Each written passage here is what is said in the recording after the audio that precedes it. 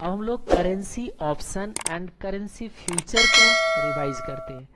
याद रखना, currency option currency future कुछ अलग से कुछ नहीं है।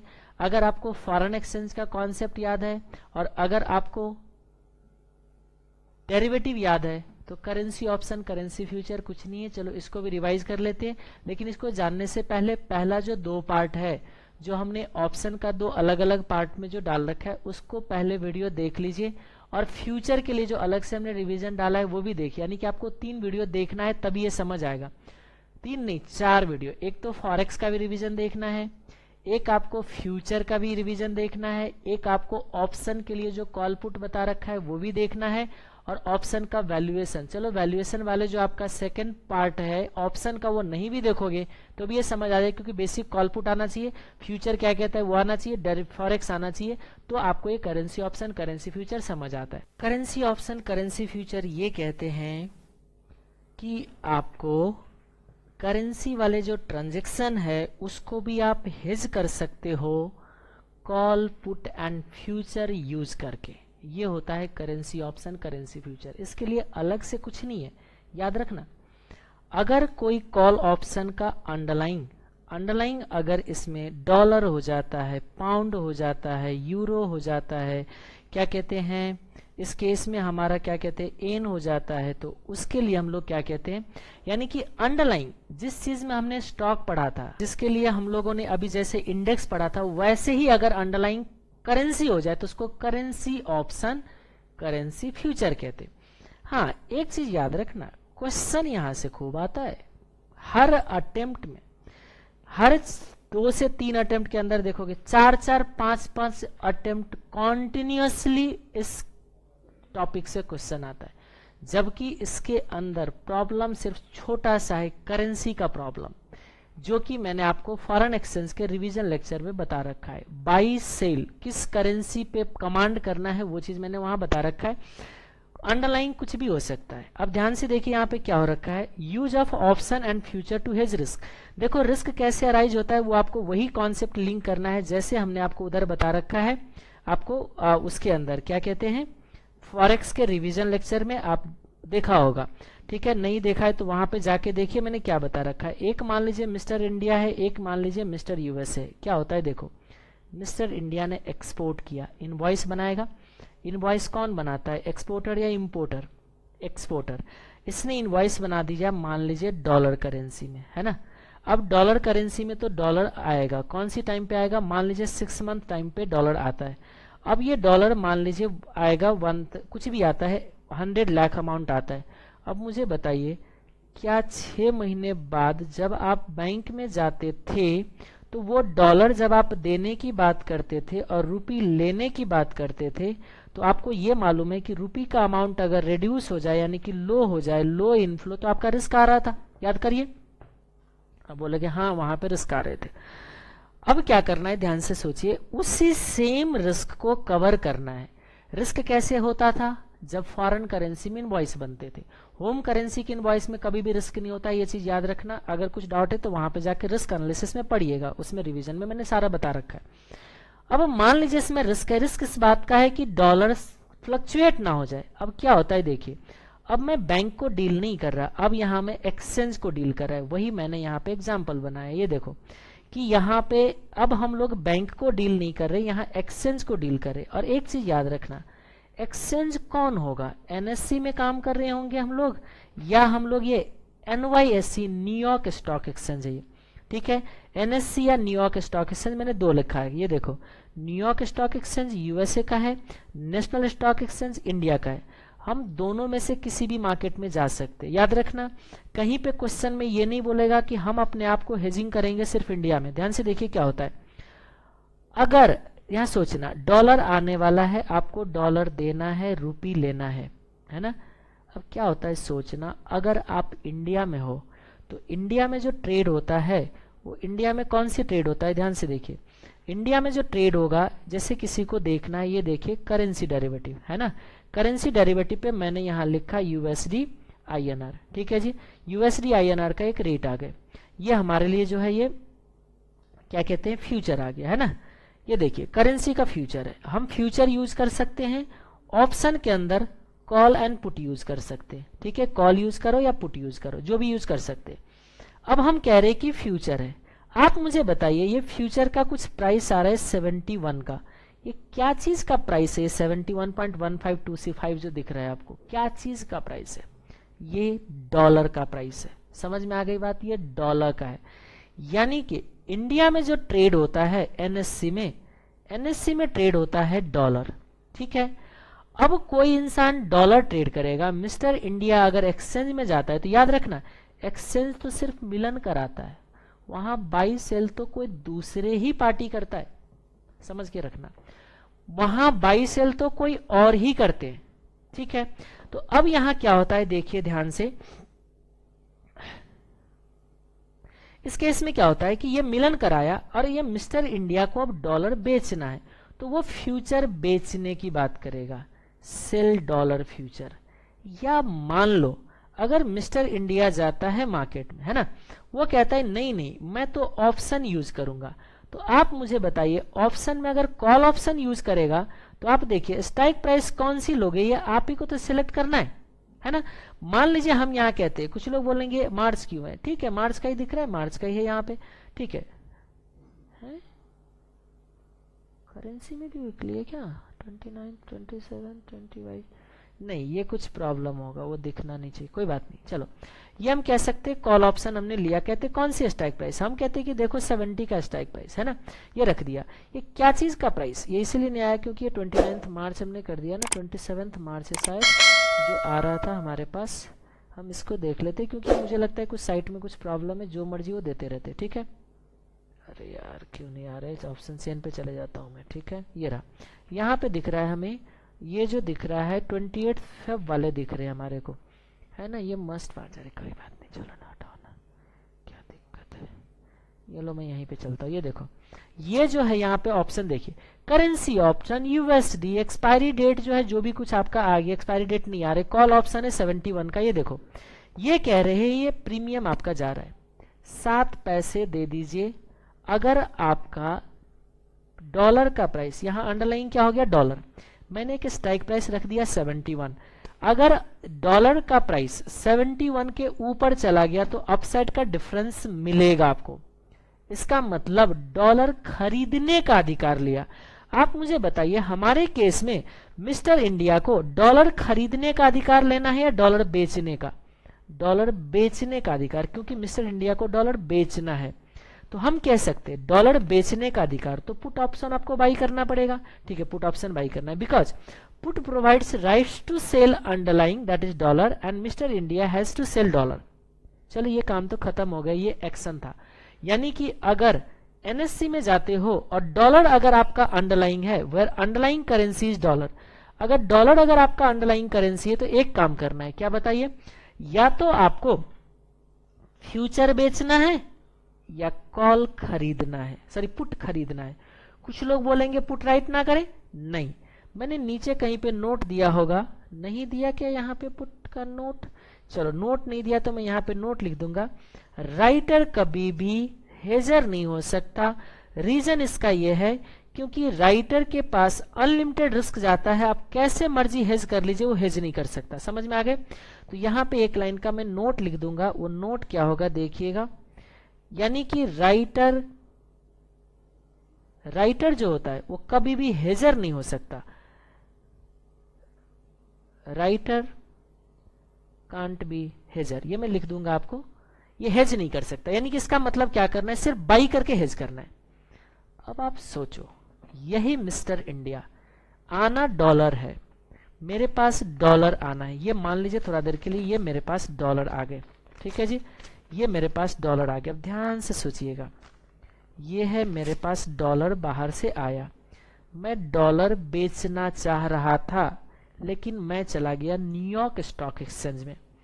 न्यूयॉर्क स्टॉक एक्सचेंज में अगर आप जाओगे तो वहां पे क्या चीज का प्राइस मिलेगा, ध्यान से देखो, वहां पे जो आपको प्राइस मिलेगा वो रूपी का, क्योंकि जैसे इंडिया में डॉलर ट्रेड होता है वैसे अगर न्यूयॉर्क में चला जाए कोई, यानी कि यूएसए में चले जाओगे तो वहां रूपी ट्रेड होता है। हम वहां जाके ये नहीं कह सकते सामने वाले कोई डॉलर में बेचने आया हो, क्योंकि वहां डॉलर तो ट्रेड ही नहीं होता। जैसे आप जाते हो सब्जी खरीदने, आप कहते हो भैया मैं तो सब्जी खरीदने आया हूं, क्योंकि वहां सब्जी ट्रेड हो रहा है। कभी आज तक बोला कि मैं रुपी बेचने आया हूं? आप रुपी बेच रहे हो तभी तो सब्जी खरीद रहे हो, एक तरीके से देखा जाए तो। हम कभी ये नहीं बोलते कि हम रुपी बेचने आए सब्जी खरीदने आए, ऐसा हम लोग नहीं बोलते, ठीक है। तो फिर क्या बोलते हैं हम सीधा बोलते हैं कि सब्जी खरीदने आए, क्योंकि वहां सब्जी ट्रेड हो रहा है। वैसे ही यूएसए में जाओगे और आप बोलोगे कि डॉलर खरीदने बेचने आया हूं, तो बोलेगा बेवकूफ है, घर चले जा। जैसे इंडिया में अगर एनएससी में जाके कोई ये बोले कि मैं तो रुपी खरीदने बेचने आया हूं, मुझे प्राइस दे दो, क्या एनएससी में आपको रुपी खरीदने बेचने का प्राइस मिलेगा? आप मुझे बताओ। ये लो, मैं जाता हूं एनएससी का रुपी का प्राइस निकालता हूं, ये देखो INR, और मैं निकालता हूं USD, ये देखो, ये प्राइस होता है रुपी खरीदने बेचने का, है ना? क्यों नहीं आया प्राइस? अच्छा भाई, अच्छा अच्छा अच्छा अच्छा अच्छा, ये देखो, ये है 1 इंडियन रुपी का डॉलर में। मैं जाता हूं और यहाँ पे एनएससी में बोलता हूं कि मुझे तो रुपी खरीदना बेचना है, क्या रुपी खरीदने बेचने का प्राइस मुझे दे देगा एनएससी वाले? नहीं देगा। एनएससी, जैसे इंडिया में रुपी खरीदा बेचा नहीं जाता है, वैसे ही यूएसए में डॉलर खरीदा बेचा नहीं जाता है। हम कहाँ गए बताओ? हम गए यूएसए में। यूएसए में गए न्यूयॉर्क स्टॉक एक्सचेंज में, वहां न्यूयॉर्क स्टॉक एक्सचेंज में तो रुपी ट्रेड होता है वहां पे, ठीक है। अब हम सामने वाले को क्या बोलेंगे? ध्यान से सोचिएगा, मेरे पास तो डॉलर आया है, जाऊंगा अगर मैं न्यूयॉर्क स्टॉक एक्सचेंज में तो वहां भी डॉलर देना ही है, लेकिन डॉलर बेचने की बात नहीं करूंगा, क्योंकि वहां डॉलर ट्रेड नहीं हो रहा। वहां क्या ट्रेड हो रहा है? वहां ट्रेड हो रहा है रुपी। तो हम न्यूयॉर्क स्टॉक एक्सचेंज में क्या बोलेंगे? भैया मुझे ना रुपी खरीदना है, तो रुपी खरीदेंगे, डॉलर चला जाएगा। यानी कि इसका मतलब क्या हो गया? देखिए, रुपी यहां पे बेचने की, सॉरी मिस्टर इंडिया जो है खरीदने की बात करेगा, तो ये देखो सेल रुपी फ्यूचर, फिर यहां मिस्टेक है, क्या कर रखा है इन्होंने, ये सेल नहीं होगा, ये बाई रुपी फ्यूचर है, ये अगेन मिस्टेक है। अब देखो होता क्या है, अब ये 4-4, 5-5 स्टेज से चेक हो चुका है, बट मैं एक एक करके नहीं पढ़ पाया। अब आपके सामने पढ़ रहा हूं, जो मिस्टेक मिल रहा है वो यहीं पे पढ़ रहा है, इसीलिए तो मैं बार बार इसको रीड कर रहा हूं। अगर रीड करते टाइम आप लोगों को भी कहीं लगे कि कहीं पे कुछ मिस रह गया है, कहीं पे मिस्टेक नजर आता है, आप मुझे इन्फॉर्म करिए, मैं कोशिश करूंगा उसको अपडेट करने का, या तो मैं बता भी दूंगा। चलो यहाँ पे ये जो है ना, ये सेल नहीं, ये क्या होना चाहिए? बाई होना चाहिए, ठीक है। बाई करेगा रुपी फ्यूचर। अब देखो, रुपी खरीद रहे हो तो मिस्टर इंडिया अगर रुपी खरीद रहा है तो रुपी खरीदने का अधिकार लेगा। तो आप मुझे बताइए, रुपी खरीदने का अधिकार क्या हो जाएगा? रुपी खरीदने का अधिकार हो जाएगा बाई कॉल ऑप्शन, ठीक है। दोनों में से कुछ भी यूज कर सकते हो, ठीक है। यानी कि अगर अंडरलाइंग रुपी है तो रुपी का फ्यूचर बाई करो। ये देखो बाई कैसे, ये एरो देखो ना अंदर की तरफ जा रहा है। या फिर एक काम कर लो, कॉल ऑप्शन खरीद लो, बस सिंपल, ज्यादा कुछ नहीं है। अब देखिए इसमें, हाँ, कॉम्प्लिकेशन कैसे आता है क्वेश्चन में? क्वेश्चन जब सॉल्व करोगे तो समझ आ जाएगा। मुझे नहीं पता कहाँ कॉम्प्लिकेशन है, एक लाइन का कॉम्प्लिकेशन नहीं है, फिर भी बच्चे कहते रहते sir currency option currency future समझ नहीं आता। वो इसलिए नहीं समझ आता क्योंकि करेंसी पे आपका कमांड नहीं है। समझ में आ गई बात? अब फॉरेक्स का डेरिवेटिव हमारा रिवीजन वीडियो देखिए और ध्यान से करेंसी पे कमांड करिए, कहीं पे कोई कंफ्यूजन नहीं आएगा। अब यह देखिए, दूसरा केस होता है इंपोर्ट कर लिया, इनवॉइस बन गया, अब इसको पे करना है तो डॉलर लाने पड़ेंगे। फिर से सेम से कहानी, अगर एनएससी में जाते हो तो एनएससी में डॉलर ट्रेड होता है, तो मिस्टर इंडिया डॉलर बाई करने की बात करेगा तो बाई करेगा फ्यूचर। और बाई करना है फ्यूचर या कॉल बाई करना है, क्योंकि अंडरलाइंग बाई करने का अधिकार लेना है, तो बाई करो कॉल। कौन सी कॉल बाई करोगे? डॉलर वाले, because dollar provides right two by dollar and mister India has two by dollar, ठीक है, बिल्कुल सही बात है। यानी कि आप इन दोनों में से कुछ भी कर सकते हो। अगर एनएससी में चले गए तो ध्यान से देखिए, रुपी आपको बेचना पड़ेगा। रुपी अगर बेचना पड़ेगा, अंडरलाइंग रुपी है तो सेल करोगे रुपी फ्यूचर, और रुपी फ्यूचर सेल करो या तो फिर पुट ऑप्शन बाई करो, क्योंकि रुपी बेचना है तो रुपी बेचने का अधिकार लोगे। और राइट टू सेल कौन देता है आपको? पुट। तो आपको पुट क्या करना है? यहाँ पे खरीदना है। तो हम कह सकते हैं call provides right two by, फिर से यहाँ मिस्टेक है, पुट, बिकॉज कॉल कहाँ से आ गए? पुट है ना, ये देखो होता क्या है, कॉपी पेस्ट होता है। अब ऊपर के बॉक्स जो होते हैं ना, ऊपर के बॉक्स से कॉपी करते हैं और नीचे जाके हम लोग क्या करते हैं? पेस्ट करते हैं, क्योंकि अब उतना कौन टाइप करेगा। अब पेस्ट कर लेते हैं और तब तक बीच में मान लीजिए कोई काम आ गया, उस काम में बिजी हो गए, तो फिर बीच में क्या हो जाता है? रह जाता है। तो ये सब चीज जो है ये मैं आपको करेक्शन करके दे दूंगा, बिकॉज यहाँ आएगा पुट प्रोवाइड्स, क्या बताइए? Right to sell underlying and rupee and mister India has to sell rupee, ठीक है। तो ये चीज जो है ये आपका करेक्शन हो जाएगा। तो अब आइए, यानी कि आपको क्या करना है? मिस्टर इंडिया को रुपी बेचना है तो रुपी बेचने का अधिकार लेना है, यानी कि पुट ऑप्शन देता है राइट टू सेल, तो सेल करने वाले अधिकार लेना है। यहाँ पे दिक्कत क्या आता है कि हम अंडरलाइन को कैसे पहचानेंगे। अंडरलाइन पहचानना जो है वो बहुत ही आसान है। कैसे देखो, अगर लॉट साइज जो दिया जाता है, जैसे इंडिया में रुपी ट्रेड होता है तो रुपी जब ट्रेड सॉरी इंडिया में डॉलर ट्रेड होता है, जब डॉलर ट्रेड होता है तो लॉट साइज भी डॉलर में होता है। तो ये देखिए, lot size of currency is underlying currency. जैसे आप अगर इंडिया में जाते हो तो ये देखिए, इंडिया का अभी हमने प्राइस लिया था यहाँ पे, ये देखो ये जो हमारा प्राइस था रुपी का, ये देखो क्या बोलता है, open interest open contracted size यहाँ नहीं ले रखा है आपका, ठीक है, यहाँ पे नहीं दे रखा है। वैसे आपको बता दूं कि लॉट साइज जो होगा डॉलर का होगा। If lot size is not given, assume that currency as underlying currency which is quoted in per unit term। जैसे देखो यहाँ पे अगर इस तरीके से कोट किया गया है तो किसका प्राइस है, ये यूरो का प्राइस है, 1 यूरो का प्राइस है। तो हम क्या बोलेंगे, here euro is an underline, क्योंकि जिसको पर यूनिट में कोट किया वो हमारे लिए अंडरलाइन। जैसे इंडिया में जाओगे तो इंडिया में लिखा जाएगा $1 इक्वल टू ₹70, ठीक है, ये मान लीजिए स्ट्राइक प्राइस हो गया, कुछ भी हो गया तो $1 डॉलर है अंडरलाइन। अब यूएसए में जाओगे तो यूएसए में आपको रुपी का ट्रेड पैसे क्या कहते हैं ट्रेड में वो मिलेगा रुपी का। अब मान लीजिए वहां पे कहते हैं कि रुपी 1 इक्वल टू समथिंग डॉलर, तो डॉलर में वहां पे प्राइस होगा, तो हम कह सकते हैं रुपी के साथ 1 है, तो अंडरलाइन करेंसी कौन सी है हमारे लिए, रुपी अंडरलाइन करेंसी, ठीक है। चलो तो ये हो गया। अगर मैं ऑप्शन की बात करूं तो ऑप्शन के केस में लॉट साइज जो होते हैं वो अंडरलाइन में होते हैं। अगर प्रीमियम जो पे होता है, जैसे देखो इंडिया में डॉलर खरीदने बेचने का अगर अधिकार लेते हो तो जो प्रीमियम होगा वो प्रीमियम आपका रुपी में होगा। जैसे यहाँ पे हम लोग देख रहे थे, ये देखो यहाँ पे डॉलर, ये जो आपका 7 पैसे है ये प्रीमियम रुपी में है, और ट्रेड किसको किया जाता है, डॉलर को। डॉलर का प्राइस रुपी में, तो जिसमें प्राइस होता है उसमें प्रीमियम जाता है। तो प्रीमियम जो पे करते हो किस करेंसी में, अंडरलाइन करेंसी में। Okay, if lot size and premium are not given, lot size और प्रीमियम नहीं गिवन है तो उस करेंसी को आप अंडरलाइन करेंसी मानना जो कि कोटेड है किसमें, पर यूनिट टर्म 1 के साथ। जैसे हमने यहाँ पे लिखा 1 पाउंड इक्वल टू इतना यूरो, 1 किसके साथ है, 1 के साथ है ना, 1 के साथ। इसका जो प्रीमियम जाएगा याद रखना यूरो में, और लॉट साइज जो होगा पाउंड में, ठीक है। तो हम कह सकते हैं यहाँ पे पाउंड हमारे लिए क्या है, अंडरलाइन। आप तीनों तरीके से देख सकते हैं। कैसे देखो, पाउंड के साथ 1 होगा, यूरो में अगर प्राइस है तो प्रीमियम यूरो में जाएगा, और पाउंड में जो होगा आपका उसका लॉट साइज होंगे। तो हम सिंपली कह सकते हैं पर यूनिट करेंसी को आप देखो, वहां पे आप प्रीमियम को चेक करिए और देन जाके वहां पर डिसाइड करिए कि हमारा जो अंडरलाइन करेंसी है वो कौन सी है, ठीक है। चलिए, तो फिर उम्मीद करता हूं कि आपका जो रिवीजन है वो आपका कंप्लीट हो गए। रिवीजन नहीं था, एक तरीके से डिटेल्ड रिवीजन था। ये खास करके उनके लिए फायदेमंद होंगे जिनको लॉजिक वगैरह में प्रॉब्लम होंगे। तो उन सारे चीजों को हमने क्या कर लिया, यहाँ पे कवर किया। अब अगर आपको लगता है कि ये सारे किसी ऐसे दोस्त के लिए फायदेमंद है जो मेरे से नहीं पढ़ा, क्योंकि मेरे से पढ़ा तो उनको तो पहले ही पहुंच जाएगा, उनको सब पता है, वो 2 मिनट में रिवाइज भी कर लेंगे। आप एक काम कर सकते हो, उनको जरूर इसको शेयर कर दीजिए। जब मैंने इतना मेहनत किया आपके तक इस चीजों को लाने के लिए, तो आप भी इतना तो धर्म कर ही सकते हो कि किसी एक दूसरे स्टूडेंट जिसको इसकी जरूरत हो शायद उसके तक पहुंच जाए, ठीक है। मैं ये नहीं कह रहा हूं कि मैंने बहुत बढ़िया, मेरे से बढ़िया कोई नहीं बताता, वो आप जज करो कि मैंने कितना बताया नहीं बताया। अगर आपको लगा कि हाँ सही में कुछ सीखने को मिला, अगर ये आसान बना रहा है आपको डेरिवेटिव, तो जरूर शेयर करना चाहिए, शेयर करिए।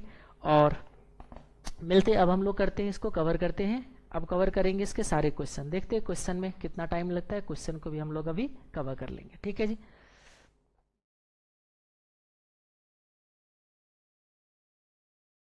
करेंसी ऑप्शन, करेंसी फ्यूचर का भी फटाफट क्वेश्चन देख लेते हैं। 2-4 क्वेश्चन जो है, क्वेश्चन तो खूब आते हैं एग्जाम में। अब कुछ लोगों को ये वाले जो पोर्शन होता है वो डिफिकल्ट लगता है। याद रखना, करेंसी ऑप्शन, करेंसी फ्यूचर उन्हीं को डिफिकल्ट लगता है जिसको फॉरेक्स में प्रॉब्लम होगा। याद रखना, ये टॉपिक दोनों का मिक्सचर है, फॉरेन एक्सचेंज का भी एंड डेरिवेटिव का भी। अगर डेरिवेटिव का भी लॉजिक में प्रॉब्लम है तब भी प्रॉब्लम आएगा, फॉरेन एक्सचेंज में प्रॉब्लम है तब भी प्रॉब्लम आएगा। यानी कि दोनों अगर आपका स्ट्रांग है तभी ये वाले पोर्शन आपका स्ट्रांग रहेगा। और मैंने आपको डेरिवेटिव का भी रिवीजन आपको दे दिया और आपको मैंने फॉरेन एक्सचेंज का भी रिवीजन देख लिया। मैंने कोशिश किया जितना पॉसिबल हो पाए उतना लॉजिक तो मैं दे दूं, फिर भी अगर आप पकड़ पाते हो तो बहुत अच्छी बात है, नहीं पकड़ पाते हो तो हम क्या कह सकते हैं, उसको रिपीट करके देख लो। हमने अपना एफर्ट तो ज्यादा लगा दिया, ज्यादा से ज्यादा। देखिए ध्यान से, इसमें क्या होता है, ये फ्यूचर करेंसी का क्वेश्चन है। आपको बताया कि करेंसी फ्यूचर क्या होता है, बताइए। आज बस शर्त लगाना है, आज बैठ के शर्त लगाना है और एक्सपायरी पे जाके आपको क्या करना है, एग्जीक्यूट करना है। वैसे देखा जाए तो क्या एग्जीक्यूशन होता है, आप याद रखना, अगर इसका क्वेश्चन सॉल्व करने चाह रहे हो, करेंसी ऑप्शन करेंसी फ्यूचर का अगर क्वेश्चन आप सॉल्व करना चाह रहे हो, तो आपको ये वाले एग्जाम्पल बढ़िया से आना चाहिए, बाकी कुछ भी नहीं करना है। ध्यान से रखना, अगर आपको ये एग्जाम्पल अगर आपको आता हो, बोलोगे कौन सी एग्जाम्पल, मैं बता देता हूँ। ये देखिए, आपने एक बार कभी गोल्ड हम लोगों ने खरीदा था डिलीवरी के साथ, अगर वो आपको आता है तो देखना ये करेंसी ऑप्शन करेंसी फ्यूचर जो है कोई भी प्रॉब्लम क्रिएट नहीं करेगा। ठीक है, कहाँ गए भाई गोल्ड, तू कहाँ चला गया गोल्ड, गोल्ड को खरीद लो, ये रहा देखो। अगर ये वाले अगर आपको एग्जाम्पल याद है जिसमें हम लोगों ने एक किसी पार्टी को गोल्ड खरीदना था डिलीवरी के साथ, क्योंकि याद रखना करेंसी ऑप्शन करेंसी फ्यूचर के अंदर डिलीवरी मस्ट है। इसलिए डिलीवरी मस्ट है क्योंकि फॉरेन करेंसी का जो अगर ट्रांजैक्शन होगा तो सामने वाले को डॉलर देना है या सामने वाले से डॉलर लेना है, सामने वाले को पाउंड देना है, सामने वाले से पाउंड लेना है। इसका मतलब पाउंड का या डॉलर का डिलीवरी मस्ट है। और आपको पता है कि फ्यूचर के अंदर डिलीवरी होता नहीं है, तो हमने क्या बताया था, याद करिए इसको, अगर रिकॉल कर लोगे तो वो सारे के सारे करेंसी ऑप्शन करेंसी फ्यूचर आपको ऐसी चुटकियों में बन जाएंगे। क्या है, देखिए होता क्या है कि आपको अगर लगता है कि हमें फ्यूचर अंडरलाइन खरीदना है, तो आज खरीदने का शर्त लगा लो, एक्सपायरी पे जाने डिफरेंस से सेटलमेंट होना, बाई किया है तो अपसाइड डिफरेंस मिलेगा, डाउन साइड डिफरेंस पे करना है, और अगर आप सेल किए हो फ्यूचर को तो डाउन साइड डिफरेंस मिलेगा, अपसाइड चला गया तो पे करना पड़ेगा। डिफरेंस से आप फ्यूचर को सेटलमेंट करिए, कैश सेगमेंट में जाके आपको बाई करना है या सेल करना है अंडरलाइन को, और दोनों को नेट करोगे तो जाके आपका रियलाइज प्राइस होगा सेल करने का, या नेट करने के बाद जो होगा इफेक्टिव कॉस्ट आएगा बाई करने का। ये सारा चीज बता रखा था। अब यहाँ दिक्कत क्या आती है, जिस दिन एक्सपायरी होता है उस दिन का कोई जरूरी नहीं उसी दिन मुझे बाई सेल करना है, बाई सेल में पहले भी कर सकता, तो उस केस में क्या होता है, एक्सपायरी से पहले आपको फिर स्क्वायर ऑफ करना होता है, pre maturity pre expiry exit करना पड़ता है, और उसको हम लोग कहते हैं स्क्वायर अप। स्क्वायर अप कैसे किया जाता है, अपोजिट कॉन्ट्रैक्ट, किसका अपोजिट कॉन्ट्रैक्ट, सेम अंडरलाइन का। अगर मान लीजिए क्वेश्चन में अगर फ्यूचर का प्राइस नहीं किया बना है तो उस दिन पे क्या फ्यूचर का प्राइस होगा निकालना पड़ेगा। अगर ये सारा चीज अगर आपको याद आ गया है तो उस केस में हम लोग ये क्वेश्चन को सॉल्व कर सकते हैं। आइएगा वापस, क्या है क्वेश्चन में कुछ इन्फॉर्मेशन दे दी है, वो सब आप पढ़ते रहिए। एक इंसान ने क्या किया है, एक्सपोर्ट किया है, एक्सपोर्ट करने के बाद, चलो मैं क्वेश्चन के साथ साथ यहाँ पे मैं सीधा ये दिखा देता हूँ, या समझ आ जाएगा। देखो एक्सपोर्ट किया है, इनके पास 3 महीने बाद 1 लाख रुपये जाना है, या तो ये बैंक में जाएगा या तो ये एक्सचेंज में जाएगा। क्वेश्चन में ना बहुत सारे ऑप्शंस दे रखा है, क्या क्या ऑप्शन दे रखा है देखिए। कहते हैं कि आप फॉरवर्ड कॉन्ट्रैक्ट यूज करो, फॉरवर्ड कॉन्ट्रैक्ट में कुछ करना ही नहीं है, आप मुझे बताइए आपके पास कब पैसे आने हैं, आपके पास पैसे आने हैं ड्यू ऑन 1 सितंबर। 1 सितंबर कब, कौन सी दिन से है बताइए, टुडे इज 1 जून, तो जून जुलाई अगस्त सितंबर, 3 महीने वाले ये रेट यूज करिए, कन्वर्जन कीजिए, काम खत्म। कुछ 20 का ये हमारा आ गया, ये देखो कन्वर्जन कर लिया, काम खत्म हो गए। अब दूसरा पार्ट में बोला है करेंसी फ्यूचर, इसको थोड़ा ध्यान से देखिए। अब कहता है करेंसी फ्यूचर को यूज करो। अब मैं करेंसी फ्यूचर कैसे यूज करूं, देखिए ध्यान से। करेंसी फ्यूचर में सबसे पहले तो ये रेट दिया है ना, पहले तो ये जानना है कि ये रेट किसका है। कुछ लोग बोलेंगे आपने बोला था कि आईएसओ कोड में होगा तो फर्स्ट करेंसी के साथ 1, ये आईएसओ कोड में नहीं है, आईएसओ कोड यूएसडी होता है, यूएस डॉलर आईएसओ कोड नहीं है, याद रखना आप। सबसे पहले जब आईएसओ कोड नहीं दे रखा है तो उस केस में आपको क्या करना है, सेकंड करेंसी के साथ 1। और वैसे भी मैंने बोल रखा था डॉलर रुपी की बात हो तो कोई इधर उधर की बात नहीं कर रहा है, स्ट्रेंथ को लेना है क्योंकि हमेशा स्ट्रेंथ हमारा सेम है। वैसे भी देखा जाए तो किसका रेट आएगा बताइए, ये जो रेट दे रखा है, कुछ लोग ये कॉन्ट्रैक्ट साइज रुपीज में है, इसका क्लियर कट इंडिकेशन है कि अंडरलाइन जो है वो रुपीज है। प्रॉब्लम स्टार्ट हो गया, यही तो मुसीबत है इस question currency option currency future का। और वो तो उसके लिए जो इंसान, उनके लिए पूछना जिसके क्या होता है देखिएगा, वो जो इंसान फॉरेन एक्सचेंज में कन्वर्जन कैसे कराता है। मान लीजिए कभी डॉलर हमारे पास आता है, ये कोई एक कस्टमर है, इसके पास डॉलर आता है, ये जाता है बैंक में, और बैंक ने क्या करा, डॉलर का रेट नहीं कोट करके दिया, तो वो बार बार क्या कहते हैं, पहले डॉलर में कन्वर्ट करेगा और तब रेट अप्लाई करेगा और बोलेगा कि देखो बैंक खरीद रहा है, हम तो बिड रेट ही अप्लाई करेंगे, कुछ और नहीं अप्लाई करेंगे। अरे बिड तो डॉलर का होगा ना। अगर मान लीजिए क्वेश्चन में रूपी का रेट दे दिया तो रूपी का आस्क रेट अप्लाई करोगे ना, क्योंकि बैंक आस्क रेट रूपी बेच रहा है।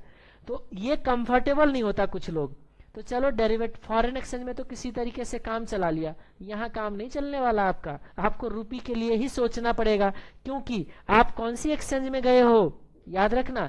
अगर ये अंडरलाइंग रूपी करेंसी है, इसका क्लियर कट इंडिकेशन है कि आप इंडिया में नहीं हो, आप यूएसए के मार्केट में गए हो, न्यूयॉर्क स्टॉक एक्सचेंज में, ठीक है जी, NYSE में गए हो और वहां रूपी ट्रेड होता है। अब आप मुझे बताइए आपके रिक्वायरमेंट के हिसाब से क्या करना है। आपके रिक्वायरमेंट के हिसाब से तो डॉलर बेचना था, लेकिन NYSE न्यूयॉर्क स्टॉक एक्सचेंज क्या कहता है, भाई मैं डॉलर ट्रेड नहीं करता, क्योंकि न्यूयॉर्क स्टॉक एक्सचेंज में रूपी ट्रेड होता है। वो कहता है कि बैंक एक्सचेंज क्या कहता है, देख भाई मैं तो रूपी खरीदता बेचता हूं क्योंकि अंडरलाइंग रूपी है। बोलोगे कैसे रूपी पता चल गया, ये देखो ना, दो चीज से पता चलता है। एक तो फ्यूचर का प्राइस जो गिवन है, ये देखो, एक तो जो प्राइस गिवन है उससे चेक करो, और ये जो अंडरलाइंग गिवन है वो चेक करो। लॉट साइज की करेंसी क्या होता है, अंडरलाइंग करेंसी। यहाँ अंडरलाइंग क्या है, रुपीज है। रुपीज को सोचना ये हमारा शेयर है, रुपीज को सोचना ये हमारा कैलकुलेटर है, रुपीज को बोलो अंडरलाइंग है। तो अंडरलाइंग बाई सेल क्या होगा, रुपी। तो अब मुझे बताइए अंडरलाइंग रूपी, अंडरलाइंग रूपी, ये है अंडरलाइंग आपका, है ना। तो अब मुझे बताइए अंडरलाइंग करेंसी क्या करोगे, आप मुझे बताओ। अंडरलाइंग करेंसी खरीदोगे या बेचोगे, XYZ को खरीद रहा है, इसका मतलब आपको शर्त क्या लगाना है बताइए, by by by by by, कहाँ गया बाई बाई बाई, ये देखो हैज टू बाई रूपी फ्यूचर। कौन सी वाले लोग हैं बताओ, आपके पास दो अवेलेबल है, एक तो जून भी अवेलेबल है, एक सितंबर भी अवेलेबल है। आप मुझे बताओ आप एक्सपायर कब हो रहे हैं आपके, आपका जो ड्यू डेट है वो है 1 सितंबर, है ना। आप मुझे बताओ मार्केट में क्या 1 सितंबर को फ्यूचर एक्सपायर होते हैं क्या, नहीं होता है। तो कब होता है, सितंबर के एंड में एक्सपायर होता है। वैसे स्टॉक और इंडेक्स के लिए लास्ट थर्सडे होता है, करेंसी के लिए लास्ट थर्सडे नहीं होता है। वो थर्सडे के अलावा किसी और दिन को रखते हैं, क्योंकि बहुत सारे वहां पे कॉन्ट्रैक्ट को सेटलमेंट करने के लिए NSE को बहुत सारे कॉन्ट्रैक्ट को एक नया कॉन्ट्रैक्ट लाना होता है, उसको सॉफ्टवेयर में बहुत सारे चेंज करना होता है। तो इसीलिए वो क्या करते हैं, करेंसी का एक्सपायरी लास्ट थर्सडे नहीं रखता, ठीक है। लेकिन होता तो सितंबर एंड है ना। तो अब मुझे बताओ 1 जून दे रखा है, जून एंड में एक्सपायर हो जाएगा। आपका जरूरत कब है बताइए, आपके पास जो पैसे कब आ रहे हैं बताओ कोई मुझे। आपके पास पैसे आ रही है 1 सितंबर को, है ना। मार्केट में जाओगे तो मार्केट में या तो 1 जून एंड के लिए मिल रहा है मेरे को, या जून सितंबर एंड के लिए। मैं कौन सी वाले ऑर्डर फ्यूचर यूज करूंगा, जून तो एक्सपायर हो चुका होगा, ये तो हमारे लिए बेकार हो गया, हम सितंबर फ्यूचर को यूज करेंगे, है ना। अब आप मुझे बताइए सितंबर फ्यूचर को यूज करोगे तो सितंबर एंड में एक्सपायर होगा, लेकिन आपको तो खरीदना कब पड़ेगा बताओ, 1 को ही। तो और उतना ही नहीं, लॉट साइज भी दे रखा है 4,72,000। तो अब क्या करना है, देखो कितना रुपी खरीदोगे आप, ये तो तब तक नहीं पता चलेगा जब तक रुपी का अमाउंट ना आ जाए। आपको तो अमाउंट किसका मालूम है, डॉलर का। आप मुझे बताओ डॉलर का अमाउंट कितना मालूम है, ये डॉलर का अमाउंट आपका 1 लाख रुपीज का है। तो एक काम करो, ये 1 लाख डॉलर जो होगा वो कितना रुपी होगा निकालो। लेकिन बोलोगे कौन सी रेट यूज करेंगे, वो तो यही रेट यूज करोगे ना, क्योंकि यही फ्यूचर आप यूज कर रहे हो। तो इस फ्यूचर को यूज करके आप इसका रेट निकाल लीजिए। ये देखिए हमने क्या कर लिया, पहले ये फ्यूचर वाले सितंबर फ्यूचर का रेट यूज करके इक्विवेलेंट अमाउंट निकाला। अब मुझे बताओ एक लॉट कितना चल रहा है, 4,72,000 का। तो आप मुझे बताओ नंबर ऑफ लॉट आ गए, शुक्र है कि ये होल नंबर आया है, याद रखना। 10 लॉट आप बाई करोगे। अब मुझे बताइए 1 सितंबर पे हम आ गए, कहाँ पे आ गए, अब हम 1 सितंबर को आ गए। अब आपका तो फ्यूचर तो कौन सी दिन के लिए था बताओ, 30 सितंबर के लिए। अब इस दिन पे मुझे क्या करना पड़ेगा, अपने आप को क्लोज करना पड़ेगा। क्लोज कैसे करेंगे, सेम फ्यूचर को सेल करके, क्योंकि आपने स्टार्टिंग में फ्यूचर क्या किया था बताओ, आपने स्टार्टिंग में फ्यूचर बाई किया था, तो अब आपको फ्यूचर क्या करना है, सेल करना है। तो यही मैंने बोला है 1 सितंबर को square up by selling same future. अब आप इसका मतलब क्या हो गया कि आप मुझे बताइए इस दिन पे सेम एक्सपायरी के लिए अगर फ्यूचर ट्रेड करोगे तो फ्यूचर का तो प्राइस देना पड़ेगा ना। अब मैं मुझे बताओ फ्यूचर का प्राइस में कहां से लाऊं। ये देखिए क्वेश्चन में बोला है कि 1 सितंबर को स्पॉट रेट ये चल रहा था और करेंसी का फ्यूचर ये चल रहा है। क्योंकि आप मान ले, याद रख लेना स्पॉट एंड फ्यूचर डिफर करता है। तो हमें फ्यूचर को अगर स्क्वायर अप करना है तो फ्यूचर को ही फ्यूचर के रेट पे ट्रेड करना पड़ेगा।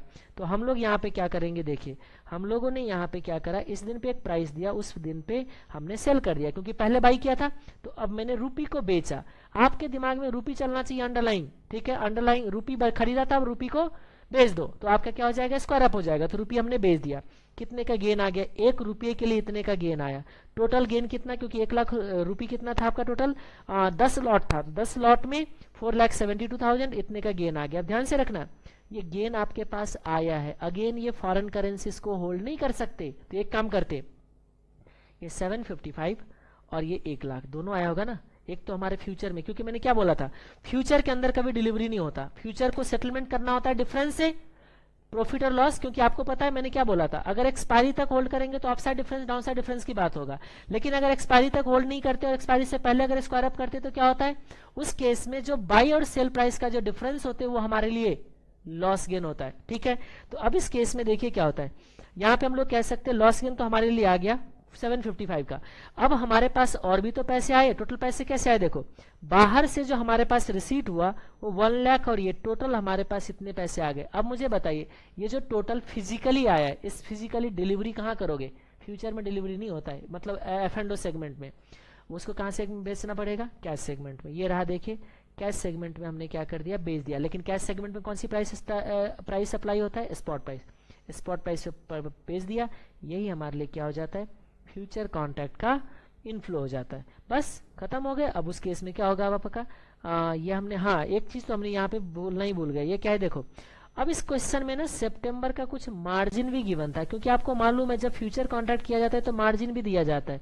यहाँ पे बोला गया है कि 8% का मार्जिन का रेट आपका अपॉर्चुनिटी लॉस होगा, 15,000 दोगे, क्या है 15,000 एक लॉट का होना चाहिए ना, 1 रुपये का तो होगा नहीं, और 10 लॉट का दे नहीं सकता, क्योंकि लॉट पहले से क्या पता है, तो 10 लॉट का कितना दिया आपने बताओ, मार्जिन आपने पे कर दिया 1,50,000।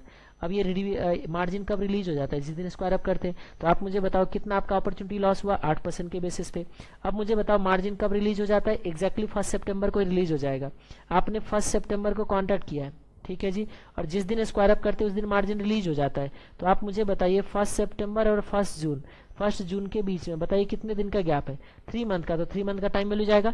कुछ लोगों को ये डाउट रहता है कि सर अगर ये यूएसए में कोई बैठा है तो मार्जिन यूएस के रुपये में थोड़ा ना जाएगा। याद रखना, मार्जिन के लिए कोई करेंसी नहीं होता है, मार्जिन तो देखो शेयर खरीदने बेचने के लिए शेयर भी मार्जिन रखा जा सकता है। कुछ लोग बोलेगा क्या बोला, नहीं समझ आया। आज शेयर खरीदने बेचने की शर्त लगाने जाते हो ना, तो शेयर भी मार्जिन में रखा जाता है। जो आपके पास शेयर है ना डीमैट अकाउंट में, उसी को मार्जिन में डाल दीजिए शेयर, क्योंकि मार्जिन एक सिक्योरिटी मनी है और सिक्योरिटी में मैं कुछ भी दे सकता हूँ। समझ में आ गई बात, इसीलिए रुपये में दे रखा है, कोई बात नहीं, यहाँ इससे कोई अंडरलाइन करेंसी डिसाइड नहीं होता है। चलिए ये हमारा हो गया नो हेजिंग। नो हेजिंग के केस में तो जो स्पॉट रेट रहेगा उस पर आप कन्वर्ट करोगे 1 लाख को, ये भी क्वेश्चन खत्म हो गया।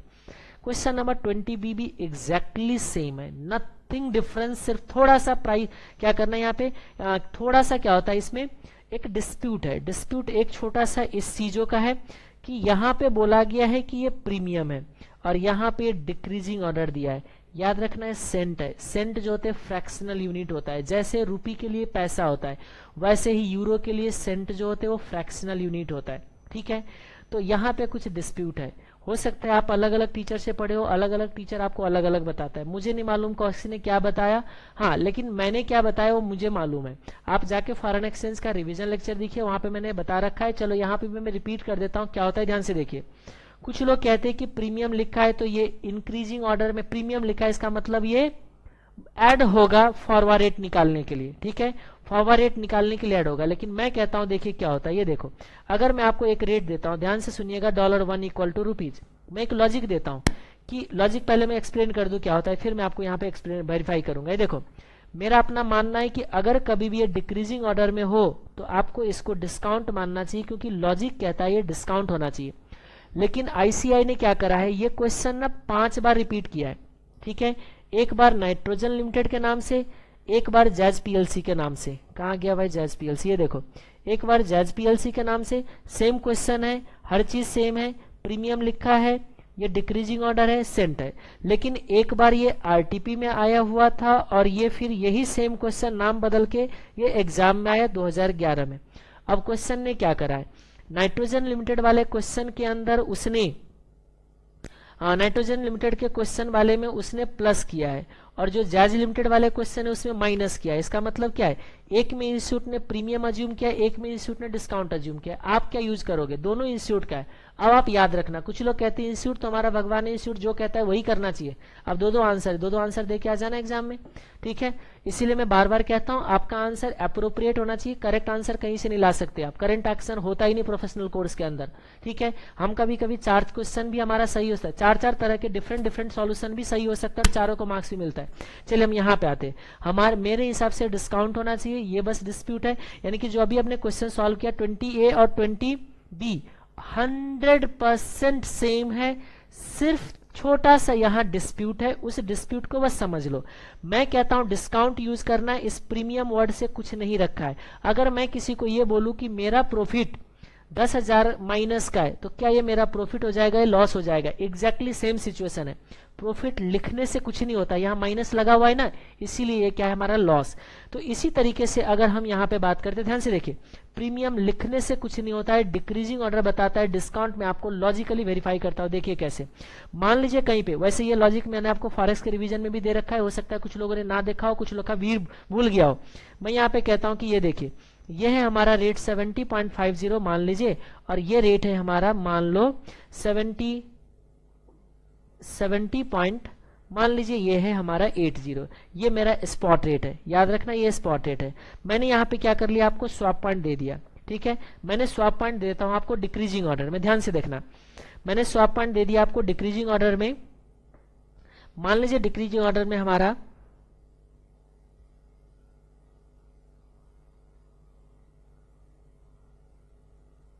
20 का, और ये है 70 का, ठीक है। नहीं, डिक्रीजिंग ऑर्डर देना है ना मुझे, डिक्रीजिंग ऑर्डर में देना है, ओके, डिक्रीजिंग ऑर्डर में देना है। मान लीजिए ये है हमारा 70 का स्वैप पॉइंट है, और ये मेरा 20 का स्वैप पॉइंट है, ठीक है जी। अब ध्यान से देखिए, जो अब मैं आपकी बात कर रहा हूं, अगर आपने कहीं से भी पढ़ा उससे कोई दिक्कत नहीं, आप बस अपना कॉन्सेप्ट अप्लाई करो, क्योंकि कुछ टीचर को मैंने देखा है वो बोलता है कि इसको ऐड करना चाहिए क्योंकि प्रीमियम लिखा है। एक काम करिए, आप ऐड करके देखिए, लीजिए हमारा रेट कितना बनता है बताओ, $1 इक्वल टू रूपी, क्योंकि ये स्वैप पॉइंट पिप के टर्म में होंगे, तो आप क्या करोगे 70.5 में 0.7 ऐड करोगे, तो ये कितना आएगा बता सकते हो कोई? 71.75, यानी कि ये हो जाएगा आपका 71.20। सही बोल रहा हूं मैं? एक बार फिर से चेक कर लेते, 70.5 प्लस 0.7, 71.20 बिल्कुल। और इधर ऐड करिए, ये हो जाएगा आपका क्या बताइए, 71.00। आप मुझे बताओ, बिड रेट बड़ा और आस्क रेट छोटा, लॉजिकली गलत नहीं हो गया? इसका मतलब लॉजिक क्या है बताइए, डिक्रीजिंग ऑर्डर डिस्काउंट, इसलिए डिस्काउंट करना है। तो मैंने क्या बोला था आपको, डिस्काउंट से क्वेश्चन सॉल्व करना है, बाकी कुछ नहीं। हाँ, इस क्वेश्चन में कुछ लोगों को ये भी लग सकता है कि ये पहला पॉइंट क्या बोला है, ध्यान से देखिए। आपको अगर फॉरेन एक्सचेंज का रिवीजन याद हो अगर, तो उसमें मैंने बोला था रिस्क तब अराइज होता है जब हमारा इनवॉइस करेंसी फॉरेन करेंसी होता है। इस क्वेश्चन में क्या बोला गया है, आप क्वेश्चन पढ़ते रहिए, मैं यहाँ बता देता हूँ। ये देखिए, एक किसी ने एक्सपोर्ट किया है, उसके अंदर 2 चॉइस है कि मैं या तो यूरो में इनवॉइस बना दूं या मैं पाउंड में इनवॉइस बना दूं। अगर पाउंड में इनवॉइस बनाऊंगा तो देखो ये यूके है का है नाइट्रोजन लिमिटेड, तो अगर पाउंड में इनवॉइस अमाउंट आएंगे तो इसको तो कन्वर्जन कराना ही नहीं, तो नो रिस्क। तो इसीलिए पहला पॉइंट में बोला है कि मैं रिस्क बनाने कवर करने के लिए इनवॉइस ही बना देता हूं जर्मन के पाउंड में, ठीक है जी। अब आइए वापस, अब क्वेश्चन 20 नंबर बी में क्या बोला देखो, कि इनवॉइस पाउंड में बना लो। अब पाउंड बनाने के लिए बिड और आस्क रेट ऑलरेडी इतना हमने बहस कर रखा है, उसको आप देख लीजिए, ठीक है। चलो इसको मैं यहाँ बता देता हूँ, ये डायग्राम तो मैंने बना ही रखा है, क्योंकि बाहर से क्या आएगा बताओ, बाहर से आएगा पाउंड आएगा ना, नहीं ये रहा ना, ये देखो यूरो। अगर किसी को यूरो में अगर इनवॉइस बनता तभी तो कन्वर्जन की बात आता है, तभी तो बिड और आस्क की बात होती है। तो ये बैंक में जाता, बैंक में क्या करता बताना मुझे आप, ये बैंक में जाके यूरो यहाँ देते है ना, और यहां से क्या लेके आते बताइए, पाउंड लेके आते, क्योंकि यूरो का है। अब क्वेश्चन में बोला है कि नहीं मैं यूरो में बनाऊंगा ही नहीं, लेकिन मुझे पाउंड में ही बनाना इनवॉइस। तो भाई पाउंड में भी इनवॉइस बनाओगे तो सिचुएशन तो यही होगा ना। अगर बिड आस्क रेट अप्लाई करना है तो आप मुझे बताओ बैंक ने किस करेंसी का रेट कोट किया है, बताओ। बैंक ने रेट कोट किया है पाउंड का, तो बैंक देखो पाउंड क्या कर रहा है, पाउंड बेच रहा है, तो बेचने का कौन सी रेट अप्लाई होगा, आस्क रेट। ये रेट पे आपको क्या करना पड़ेगा, कन्वर्जन करना पड़ेगा, ठीक है। ये तो हमारा हो गया, तो एक वो चीज हो गए। फिर कहता है ऑल्टरनेटिवली आपको मनी मार्केट हेज यूज करना है, मनी मार्केट ऑलरेडी बता रखे हैं। और फिर बाद में कहता है कि सफिशिएंट 6 मंथ का फ्यूचर कॉन्ट्रैक्ट यूज करेंगे। फ्यूचर वही काम करना है, क्योंकि आपको यहाँ पे जिस दिन के लिए चाहिए उस दिन पे आपको मिलेगा नहीं, तो उससे पहले का ये देखो, ये है हमारा फ्यूचर कॉन्ट्रैक्ट, है ना। फॉरवर्ड कॉन्ट्रैक्ट तो हो गया, फॉरवर्ड कॉन्ट्रैक्ट में हमने यहाँ माइनस कर दिया, मैंने यहाँ पे नोट भी लिख दिया। डिक्रीजिंग ऑर्डर ये बताता है, आप एक प्रॉपर नोट दे के आ सकते हो। स्पेसिफिकली मेंशन प्रीमियम, ये हमारा इस नोट में ही आ जाएगा, ये नोट का पार्ट है, ठीक है।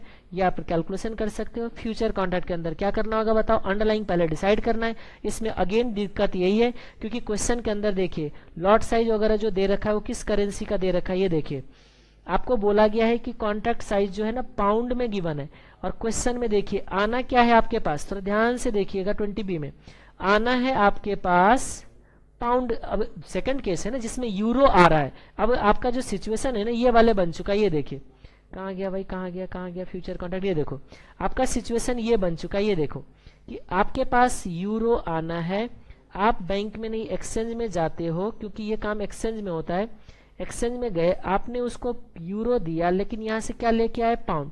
अब दिक्कत क्या है, अगेन वही सेम चीज जिसने ऊपर किया, हमारे को क्वेश्चन के अंदर पाउंड को अंडरलाइन बना के दे दिया। ये देखो पाउंड को अंडरलाइन बना के दे दिया, और पाउंड का ही रेट भी दे रहे, देख रहे हो आप, पाउंड को अंडरलाइन बना के दिया। तो वही काम करेंगे, आपको पाउंड क्या करना है ये चेक करोगे। तो ये देखिए, तो क्वेश्चन नंबर 20 के बी में पाउंड को जो है कस्टमर जो बैठा है यहाँ पे नाइट्रोजन लिमिटेड, इसको पाउंड खरीदना है, तो पाउंड खरीदने का शर्त लगाएगा। तो ये देखो बाई पाउंड करेंसी। अब कितना खरीदेंगे वो तो लॉट साइज के बेसिस पे डिसाइड करेंगे, जैसे आपने सॉल्व किया था एग्जैक्टली वही क्वेश्चन है, ठीक है। चलिए आगे बढ़ते हैं।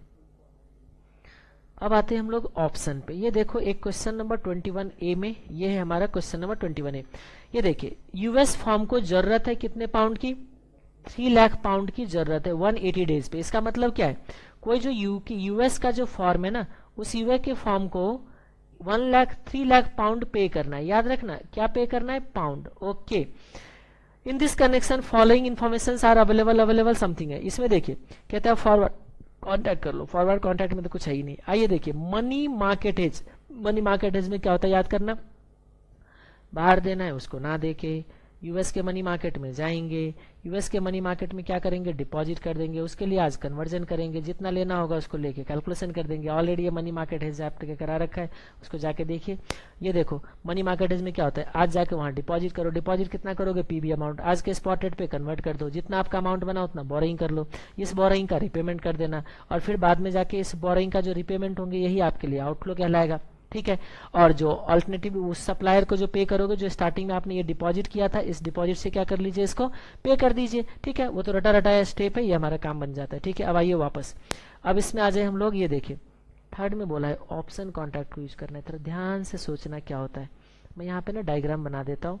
यूएस कंपनी को बाहर पे करना, ये कहाँ जाएगा, एक्सचेंज में जाएगा। एक्सचेंज में क्या करता है, देखिए यहाँ से कहता है पाउंड मुझे लेना है, इसको देना क्या है बताइए, यूएस का है, तो यूएस का है तो डॉलर करेंसी देगा। अब मुझे बताइए पाउंड खरीद रहा है, डॉलर बेच रहा है। अंडरलाइंग कौन सी करेंसी, इस पे डिपेंड करता है कि क्वेश्चन कैसे सॉल्व होगा। आप देखो अंडरलाइंग करेंसी कौन सी है, यहाँ रेट भी दे रखा है पाउंड करेंसी में ही, और आगे देखिए स्ट्राइक प्राइस भी हमारा पाउंड का ही दे रखा है, पाउंड का रेट गिवन है, पाउंड करेंसी का डॉलर में रेट है, इसका मतलब पाउंड अंडरलाइंग है। बहुत आसान, जो करेंसी जाना है वही हमारे लिए क्या है, इस केस में अंडरलाइंग है। तो बस सिंपल बताइए, यूएस कंपनी को पाउंड खरीदने का शर्त लगाना है, तो यूएस कंपनी का पाउंड खरीदने का शर्त लगाएगा। पाउंड खरीदने का शर्त क्या होता है, या तो फ्यूचर खरीदते या कॉल खरीदते। कॉल कहता है right two by pound, pound का फ्यूचर पाउंड का कॉल है, तो पाउंड का कॉल है तो आप क्या कर लीजिए, राइट टू बाई ले लीजिए, ठीक है। तो आपको क्या लेना पड़ेगा, कॉल ऑप्शन खरीद लीजिए, ठीक है। तो ये रहा 21A, हमने क्या कर लिए करेंसी ऑप्शन के अंदर। ये देखो कॉल ऑप्शन को आपने बाई कर लिया। प्रीमियम कितना पे करो, इस क्वेश्चन में एक अच्छी बात क्या है, लॉट नहीं दे रखा है। लॉट नहीं दे रखा है तो ठीक है, जितना पाउंड बेचना है आप मुझे बताओ, कितना देना था पाउंड आपको, 3 लाख, तो 3 लाख के लिए इतने प्रीमियम पे कर लो। प्रीमियम आपका क्वेश्चन में गिवन है। प्रीमियम क्वेश्चन में बोला गया था कि देखो कितना मैं प्रीमियम पे करूंगा, premium premium premium premium premium premium ये रहा, यहाँ है प्रीमियम, ठीक है जी। ये प्रीमियम दे दिए, ये भी बात बन गई, बन गई। ये देखो रिपेमेंट कर दिया। अब देखो हाँ, यहाँ पे एक छोटी सी बात आता है, क्या आता है देखो कि हमने प्रीमियम पे कर दिया 12,000 का, है ना। ओके, ये थोड़ा सा पॉइंट अलग आया। ये देखो आज क्योंकि कॉन्ट्रैक्ट तो आज करोगे, ये 12,000 का हमने प्रीमियम पे कर दिया। अब मुझे बताओ आपने कॉल खरीदा, तो अब एक्सपायरी तक होल्ड करोगे। एक्सपायरी पे जाके उसको एग्जीक्यूट करोगे, किसको, कॉल को। अगर अंडरलाइंग ऊपर चला गया अपसाइड डिफरेंस लोगे, अंडरलाइंग नीचे चला गया लैप्स हो जाएगा। ठीक है, तो अब उसके लिए क्या होगा, ऊपर जाएगा या नीचे जाएगा वो तो हमें क्वेश्चन में बोला गया कि देखो एक्सपायरी पे जाके ये कोई भी प्राइस हो सकता है, लेकिन स्ट्राइक प्राइस कितना दिया गया था इसका, स्ट्राइक प्राइस था हमारा यहाँ पे देखो ये है स्ट्राइक प्राइस है ना, एक्सरसाइज प्राइस 1.97 का। ओके, हमारे को 1.97 का स्ट्राइक प्राइस दे दिया जाता है, याद रखना यहाँ देखना, हमारे को स्ट्राइक प्राइस दिया जाता है कितना 1.97 का, देख लो ध्यान से 1.97 का दे दिया गया। ठीक है, अब क्या होता है देखिए एक्सपायरी पे जाके या तो एग्जीक्यूट होगा, सॉरी एक्सरसाइज करेंगे लैप्स होगा, वो तो देख लेंगे कि मार्केट में प्राइस अगर इससे ऊपर है तो एक्सरसाइज होगा, मार्केट में प्राइस अगर इससे नीचे हो जाएगा तो लैप्स हो जाएगा। वो तो कब की बात है, एक्सपायरी का। मान लीजिए एक्सपायरी पे कुछ कैश फ्लोज होता है, क्या उस कैश फ्लोज को आज के 12,000 से आप कंपेयर कर सकते हो क्या, सोचिएगा, नहीं कर सकते। तो इस केस में क्या करना होगा, ध्यान से देखिए, हम हमेशा आपको एक चीज बताते हैं, जब हमारा कोई वैल्यू कंपेरेबल नहीं है तो उस केस में इसको आज आप बोरोविंग करके पे कर दो। अब कुछ लोग अगर पुराना पीएम का आंसर देखेंगे या सजेस्टेड का आंसर देखेगा तो इंस्टीट्यूट ने वहां पे प्रीमियम का जो टाइम वैल्यू उसको इग्नोर कर रखा है, लेकिन मैं आपको कहता हूं इग्नोर ना करोगे तो ज्यादा अच्छा है। वैसे अभी 2017 का जो पीएम था और जो 2018 में भी जो इंस्टीट्यूट ने पीएम यूज किया है, इशू किया है, उसमें इंस्टीट्यूट ने इसका टाइम वैल्यू कंसीडर किया है। तो अभी यही चीज मैंने बोला है कि आप बोरोविंग कर लो 12,000 को टाइम वैल्यू मैच कराने के लिए इतने रेट पे, और ये आपका रिपेमेंट हो जाएगा। आप देखो क्या होता है, आपको प्रीमियम पे करना था तो प्रीमियम 12,000 पे किया, बोरोविंग किया तो 12,000 मेरे पास आ गए। मेरा कैश फ्लोज आज का कितना हुआ बताइए, आज का कैश फ्लो जो है मेरा वो नील हो गया। और जब इस बोरोविंग को जो हमने यहाँ बोरोइंग किया इसको यहाँ रिपे करेंगे तो वो हमारे लिए उस दिन का टाइम वैल्यू आएगा। तो ये चीज मैंने किया है, जो कि आपको हो सकता है कहीं कहीं ये चीज इग्नोर किया हो, लेकिन आपका रिसेंट आंसर देखना लेना चाहिए, और वैसे भी हमारा आंसर अप्रोप्रिएट होता है, टाइम वैल्यू लेना ज्यादा लॉजिकल आंसर। अब एक्सपायरी पे आ गए, हमने क्या बोला बताओ, या तो ऊपर हो गया नीचे होगा, नीचे होगा तो एक्सरसाइज नहीं होगा। अब मुझे बताओ क्या क्या प्राइस दे रखा है, ये देखो एक प्राइस ऊपर है दो प्राइस नीचे है, तो क्या होगा बताइए, एक प्राइस ऊपर है दो प्राइस नीचे है, दो प्राइस नीचे तो वहां पे लैप्स हो जाएगा, बाकी क्या होगा वहां पे एक्सरसाइज होगा। तो यही तो हमने काम किया है, देखो एक्शन देखो, 2 बार लैप्स होंगे 1 बार एक्सरसाइज होगा, बस खत्म। लैप्स होगा तो पी ऑफ हो जाएगा 0। कुछ लोग बोलेंगे इंस्टीट्यूट ने तो सीधा बाई कर लिया है, याद रखो इंस्टीट्यूट बड़े लोग हैं, कुछ भी कर सकता है। आप मुझे बताओ F&O में डिलीवरी होता है, नहीं होता ना, तो क्यों डिलीवरी करोगे, नहीं करना है हमें, ठीक है। हाँ, आंसर हमारे इंस्टीट्यूट के जैसे ही होगा, इंस्टीट्यूट आंसर नहीं बदलेगा। हमने पे ऑफ कितना लिया बताओ, 0। अब मुझे बताओ जब ऑप्शन को एक्सरसाइज नहीं किया आपने तो अब डिलीवरी भी तो करना है ना आपको, डिलीवरी कैसे करोगे बताओ। अब डिलीवरी करने के लिए आपको पाउंड खरीदना है, कहाँ जाओगे पाउंड खरीदने, कैश सेगमेंट में, यानी कि बैंक में जाके आप कैश सेगमेंट में स्पॉट रेट पे खरीदोगे। स्पॉट रेट कितना चल रहा है बताना, 1.91, तो 1.91 पे बाई करोगे पाउंड को, क्योंकि पाउंड बाई करने का अधिकार लिया था, याद रखना। ये देखो अभी अभी आपने यहीं पे तो बोला था, कहाँ गया, ये देखो पाउंड बाई करने की बात कर रहे थे, ये देखो आपको पाउंड खरीदने की बात करना था एक्सचेंज से, है ना। तो पाउंड बाई करने की बात करना है, तो ये देखिए हमने कितने रेट पे बाई करेंगे, जितना मार्केट में चल रहा है हमने बाई कर लिया, 0 रुपीज का पे ऑफ, इतने का बाई। इफेक्टिव रेट कितने का आएगा, 1.91 का, 1.95 पे इफेक्टिव रेट 1.95 आएगा। लेकिन जब मार्केट में वह 2.5 जाएगा तो आपने तो कॉल ले रखा था, अधिकार था अपसाइड डिफरेंस लेने का, ये ले लिया, ये हमने क्या किया, रिसीव किया। और जब पाउंड खरीदने जाएंगे तो ये जाएगा, तो आप मुझे बताइए इतना लाया इतना गया, आपका इफेक्टिव रेट कितना आएगा, 1.97। यही इंस्टीट्यूट ने किया है। इंस्टीट्यूट ने ये सारे कैलकुलेशन ना दिखा के सीधा इसकी जगह कितना रेट ले लिया, इतना। तो देखो नहीं लोगे तो कंफ्यूजन नहीं बनेगा, अगर आप सीधा 197 लोगे तो कंफ्यूजन रह जाएगा, क्योंकि आपके लिए कंफ्यूजन ये रह जाएगा कि भाई हमने कैसे ले लिया, जब फ्यूचर का में तो सॉरी F&O में तो डिलीवरी होता ही नहीं है, डिलीवरी मत करना, ठीक है। अब देखो ये भी हो सकता है, ये भी हो सकता है, ये भी हो सकता है, सबका प्रोबेबिलिटी गिवन है, सबके प्रोबेबिलिटी गिवन है, उससे कैलकुलेशन कर लो, ये आपका इफेक्टिव रेट आ गया, इस रेट से आपका कैश फ्लोज निकाल लीजिए, खत्म हो गई। ये देखिए यही आपका आउटफ्लो, हाँ 2 आउटफ्लो आएगा, क्योंकि एक तो प्रीमियम का अमाउंट और एक आपका जो भी आउटफ्लो आया था वो वाले। ये क्वेश्चन हो जाता है। अब रह गए एक और क्वेश्चन, देखिएगा क्वेश्चन नंबर 21B बहुत बढ़िया क्वेश्चन है, लेकिन अगर ये गलती से 5 मार्क्स में आ जाए ना तो इस क्वेश्चन को सॉल्व नहीं करना है। हाँ, ये क्वेश्चन नंबर ये जो है ना 5 मार्क्स में जो पूछा गया इसमें मोटा मोटा एज सेम क्वेश्चन के जैसे, लेकिन थोड़ा सा उसने क्या करा है, कैलकुलेशंस बहुत कम कर दिया इस क्वेश्चन के अंदर नवंबर में।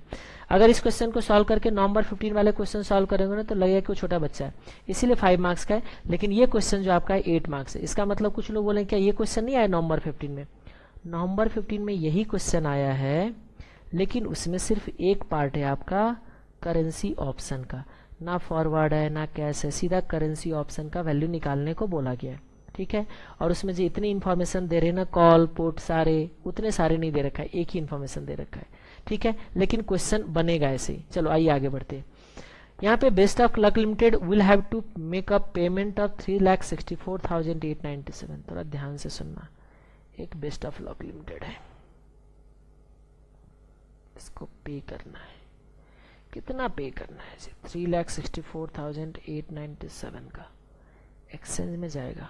क्या बोलेगा एक्सचेंज में कि मुझे ना डॉलर लाना है, मुझे ना पाउंड देना है।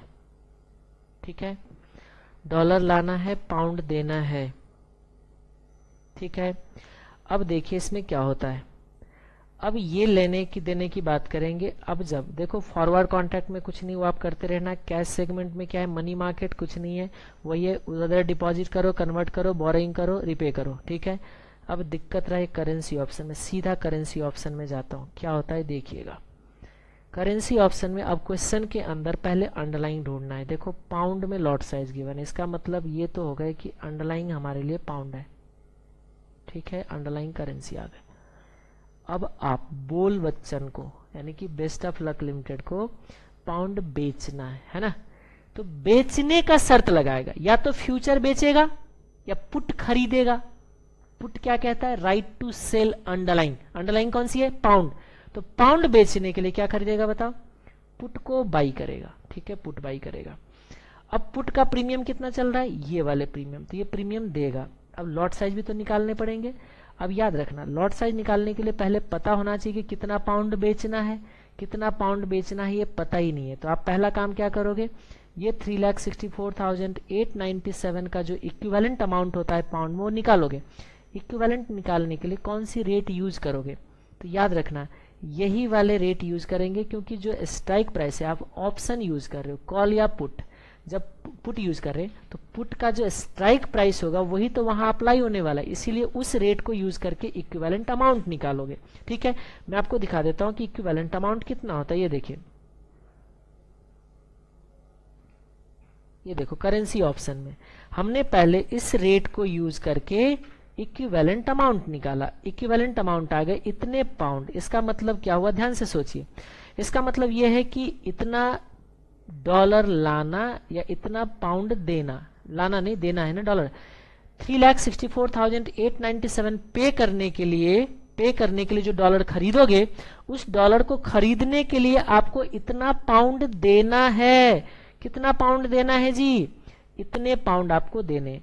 अब मुझे बताओ एक लॉट कितने का, 12,500 का। इसका मतलब कितने लॉट हो गए, 17.17। आप क्वेश्चन में ध्यान से रखना, 17.17 लॉट का भी ट्रेड नहीं हो सकता, या तो 17 लेना होगा या 18 लेना होगा। अब ध्यान से देखिएगा, आपको तो इतना ही पाउंड बेचना था। बोलोगे बेचना, हाँ पाउंड बेच ही तो रहे हो। ये देखो ना, आपने बोला कि ये पाउंड मुझे बेचना है। कितना बेचना है बताना, ये बेचना था मुझे इतने का, लेकिन मैं अगर 18 लॉट बेचूंगा नहीं, पुट खरीदूंगा, तो पुट खरीदूंगा तो पाउंड बेचूंगा। तो अगर 18 लॉट का पुट खरीदूं अगर मैं, तो ज्यादा पाउंड में बेचूंगा, तो उस केस में सरप्लस आ जाएगा। क्या, पाउंड अगर आप बेचोगे, ध्यान से देखिए, अगर आप पाउंड दोगे तो वहां से डॉलर आएगा और वो डॉलर को सामने वाले को पे करोगे। तो ज्यादा पाउंड अगर बेचते हो तो ज्यादा डॉलर आएगा, सामने वाले को पे करोगे कम और सरप्लस बच जाएगा। अगर कौन सी केस में 18 लोगे तो, और 17 लोगे तो क्या होगा, देखो 17 लोगे तो ये कम बेचोगे तो ये कम पड़ जाएगा तो सामने वाले को पे करने के लिए भी कम पड़ जाएगा, तो उस केस में शॉर्टेज होगा। शॉर्टेज आपको खरीदने पड़ेंगे। समझ में आ गई बात। बहुत बढ़िया, अगर बात समझ में आ गई तो बहुत बढ़िया, ये है हमारा एक्शन। चलिए आगे बढ़ते हैं।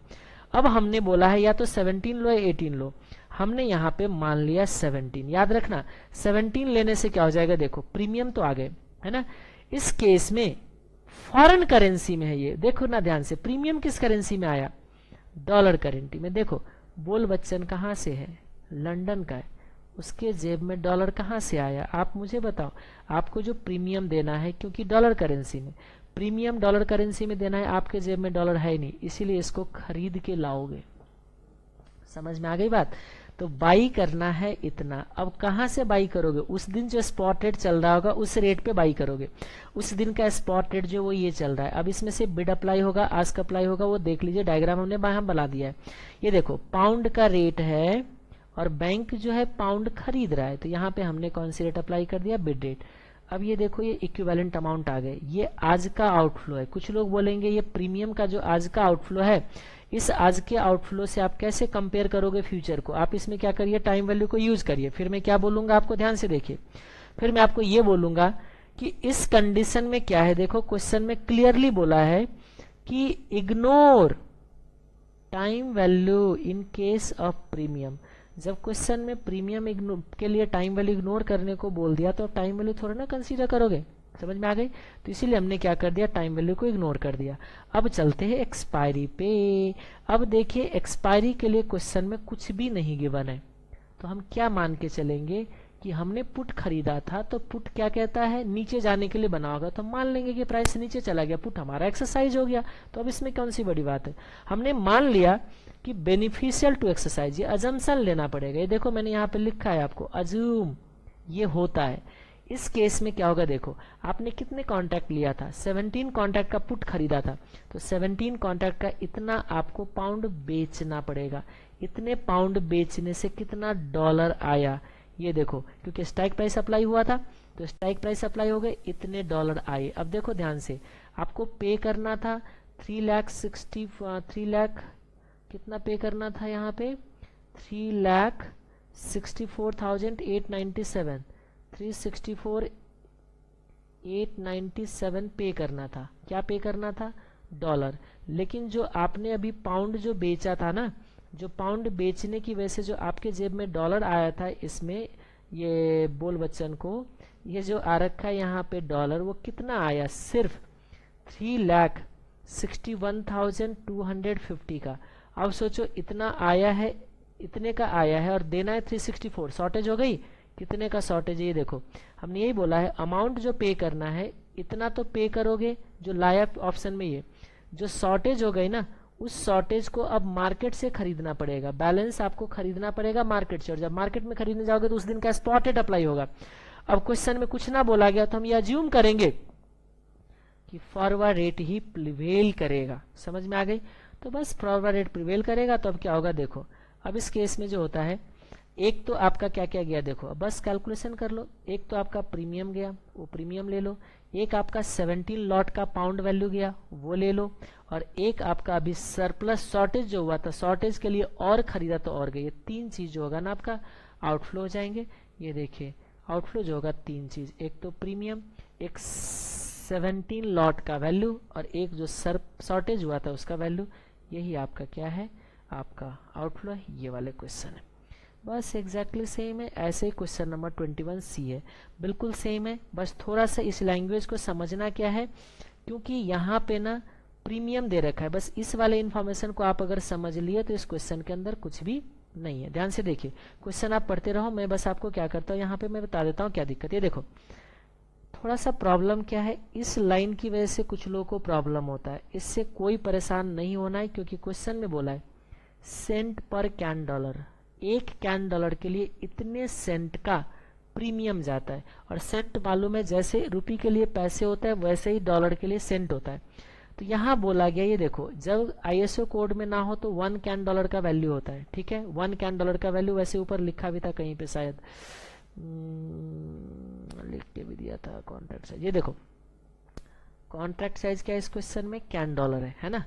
इसका मतलब अंडरलाइन क्या है, कैन डॉलर। ये देखो पे करना है इंटरेस्ट कैन डॉलर 1 इतना, यानी कि सामने वाले को आपको कैनेडियन डॉलर पे करना है ना, एक्सचेंज में जाके कैनेडियन डॉलर आपको खरीदने की बात करना है। एक्सचेंज में जाके कैनेडियन डॉलर जब खरीदने जाओगे तो अंडरलाइंग यहाँ पे कैनेडियन डॉलर ही दे रखा है, याद रखना, कैनेडियन, इसमें अंडरलाइंग बदला नहीं है।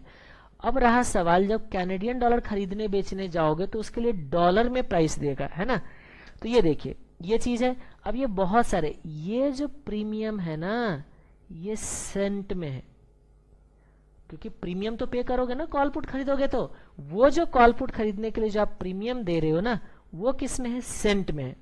अब क्वेश्चन में कुछ लोगों को दिक्कत ये होता है कि मैं कौन सी यूज करेंगे। ये देखो, ये जो क्वेश्चन नंबर 21C है इसके अंदर दो चीजें, ये देखो कैनेडियन डॉलर पे करना है इतना या इतना, क्योंकि यहाँ 2 डेट है। डेट क्या है देखो, एक कहता है 31 जुलाई है ना, 31 जुलाई को पे करना है, और एक क्वेश्चन में जो यहाँ पे दिया जाता है वो हमारा एक है 30 सितंबर के लिए। 2 अलग अलग डेट है, क्वेश्चन को पढ़िए आपको याद आ जाएगा, ठीक है।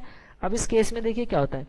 अब यहाँ क्या बोला है क्वेश्चन में कि आपको यूज करना है 1 month option should be bought at a strike price of 94 cent, क्योंकि 0.94 जो होते हैं ना 94, ये वाले स्ट्राइक यूज करना है, क्योंकि हमारे पास जब बहुत सारे स्ट्राइक प्राइस का अगर चॉइस हो ना तो हम वो स्ट्राइक प्राइस यूज करते हैं जो हमारे को सबसे अच्छा लगे। क्वेश्चन में अच्छा बोला है 0.94, कितने दिन वाले के लिए, 1 महीने वाले के लिए, ठीक है। क्योंकि यहाँ पे देखो 1 महीने और 3 महीने का ट्रांजेक्शन है, तो 2 ट्रांजेक्शन है इसमें, एक 1 मंथ का और एक 3 मंथ का। ये देखिए ये है हमारा, ये देखिए 31 जुलाई के लिए, 30 जून के लिए, एक है 30 जून। इसका मतलब यहाँ पे 1 महीने, यहाँ पे हमारा नो हाँ 3 महीने, जून से जुलाई अगस्त सितंबर, ये है 3 मंथ पे इतना जाना है, 1 मंथ पे इतना जाना है। तो इसको जो पे करना है इसके लिए बोला है आपको 94 सेंट वाले स्ट्राइक प्राइस को यूज करना है, यही बोला है। इसमें जो आप कॉल यूज करोगे ना स्ट्राइक प्राइस ये वाले, और अगर ये वाले स्ट्राइक प्राइस यूज करते हो तो प्रीमियम कितना जाएगा। देखो आप कौन सी वाले ऑप्शन को यूज कर रहे हो, पहले ये देखो, आप कॉल यूज कर रहे हो या पुट को यूज कर रहे हो, पहले ये देखिए। अंडरलाइंग ये गिवन है, अगर ये खरीद रहे हो तो आपका अंडरलाइंग यही गिवन है, तो खरीद रहे हो तो बाई करने का कॉन्ट्रैक्ट लेना है, तो आपको कॉल खरीदने पड़ेंगे। तो कॉल का प्रीमियम देखना कितना चाह रहा है। अगर 94 वाले का जुलाई वाले के लिए कॉल देखते हो तो 1.02 का आपको प्रीमियम यूज करना पड़ेगा, यही मैंने लिखा है। इतने सेंट है, ये सेंट फ्रैक्शनल यूनिट पैसे के जैसे, कोई अगर इसको डॉलर बनाओगे तो बना सकते हो। तो बस इसको यूज करना है, बाकी सारा चीज ये है कितना प्रीमियम आपका चला जाएगा, प्रीमियम आपका ये चला जाएगा एक्सपायरी पे जाके। अब आप ये अजम्पशन लोगे कि एक्सरसाइज होगा, हम ये बेनिफिशियल है ये एक्सरसाइज अज्यूम करेंगे, फिर उसके बाद क्या आ गया ये अमाउंट आ जाएगा। क्वेश्चन के अंदर ने एक और इन्फॉर्मेशन दिया है, क्वेश्चन में बोला था कि देखिए आपका जो फ्रैक्शनल पोर्शन आएगा ना it would be for this would जाइए, this would use forward rate as the best estimate of spot. ये तो उस दिन के लिए जो बैलेंस पोर्शन के लिए है ना। ये क्या कहता है, इसमें लैंग्वेज पढ़ना तेरा, देखिए स्ट्राइक प्राइस दूसरे के लिए 95 यूज करना है, and for reminder uncovered by the option, uncovered by the option. ध्यान से देखना इसमें क्या होता है। हमने कितने लॉट आए, ये देखो लॉट कितना आ गए, हमारा लॉट आ गए थे, ये देखो इतना लॉट आया था 20.20 लॉट। अब क्या बोला है, अनकवर्ड पोर्शन। अगर आपने 20 कॉन्ट्रैक्ट लिया तभी तो कुछ अनकवर्ड रहा ना, 0.20 अनकवर्ड रह गया। वो कहते हैं अनकवर्ड पोर्शन के लिए आपको, है ना, अनकवर्ड पोर्शन के लिए रिस्क आपको लेना है। और फिर कहते हैं for it is used as forward as the best estimate of spotted. जब उस दिन पे जाके जो अनकवर्ड जो शॉर्टेज हो गया उसको तो मार्केट से बाई करोगे ना स्पॉटेड पे, वो जब आप स्पॉट रेट पे बाई करने जाओगे ना तो उसके लिए बोला है कि आप फॉरवर्ड रेट यूज करना। ये देख रहे हो फॉरवर्ड रेट को यूज किया हमने, ठीक है। अनकवर्ड कितना रह गया, वही अनकवर्ड, क्योंकि देखो 9,40,000 आपका आ गया आउटफ्लो और आपको 10 लाख देना था, तो जो बैलेंस रह गया वो आपका अनकवर्ड पोर्शन आ गया। तो यही सेम चीज है, तो बस इतना ही आपका इसमें सॉल्व करना है। हाँ, और दूसरे वाले जो था ना उसके लिए बोला था कि 95 का स्ट्राइक प्राइस यूज करना है। किसके वाले के लिए, जुलाई वाले के लिए ये यूज करना है, और आप मुझे बताओ वहाँ भी यूज़ तो करोगे कॉल ही, तो कॉल के लिए कितना प्रीमियम यूज होगा बताओ। प्रीमियम जो होगा जुलाई के लिए 0.65 होना चाहिए। देखते हैं इसमें कितना यूज किया हमने 0.65, ये देखो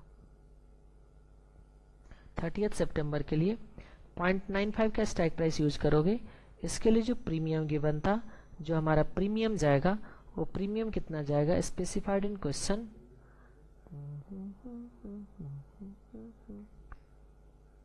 नंबर ऑफ कॉन्ट्रैक्ट आ गए, प्रीमियम पेबल ये रहा ना 1.464 सेंट है, याद रखना सेंट। ये देखो 6.14, अच्छा सितंबर है ना, मैंने जुलाई ले लिया, नहीं सितंबर वाले है ना मंथ, तो ये कॉल है ना, क्योंकि कॉल यूज करोगे तो लेना है कॉल सितंबर, ये सेंट में है। तो आपका देखिए प्रीमियम कैसे आया, ये सेंट में आ गए, इतने सेंट का कितना डॉलर होता है, इतना आता है। तो एग्जैक्टली क्या है, ऐसे ही आप कैलकुलेशन कर सकते हो। चलिए तो अब आप लोग रिवीजन करते रहिए। ऑल द बेस्ट, बढ़िया से लिखो एग्जाम में, कैलकुलेशन मिस्टेक मत करना। आपको मालूम है कि हमने पीछे हमने कुछ सर्टिफाइड कॉपी वगैरह को एनालाइज करके मैंने वीडियो डाल रखा है, उस वीडियो को देखिएगा। अगर छोटा सा भी कैलकुलेशन मिस्टेक करोगे तो मार्क्स इंस्टीट्यूट नहीं देते। अपना मेहनत 80%, लक 20%, जो होगा देखा जाएगा। एप्रोप्रिएट आंसर देने की कोशिश कीजिए। All the best, bye bye, take care.